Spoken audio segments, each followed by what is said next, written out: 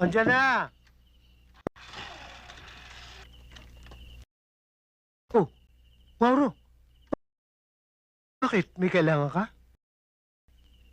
Emong, mas matagal ka sa lugar na ito kaysa sa akin. Alam mo ba ang dahilan kung bakit pinatay ang asawa ni Aling Rita? Bakit mo naman naitanong yan?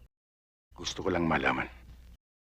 Ang pagkakaalam ko dyan sa pautangan Yung bang 5-6?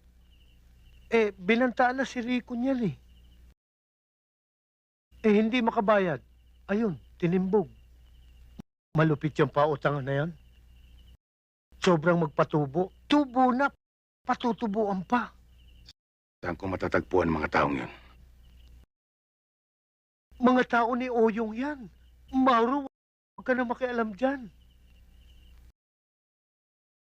Saan ko sila matatagpuan? A few moments later. Sinong kailangan mo? Nandyan si Oyong. Wala rito eh. Kung mangungutang ka, bukas ka na lang bumalik. Dati kami nagpapautang sa gabi. At saka hindi ka namin kilala eh. Sino bang garantor mo? Si Manrico. Rico? Sino Rico? Yung asawa ni Aling Rita. Hindi naman ako naparito para mangutang Para maningil na pautang. Kayo nakita ko pinatay niya si Manrico.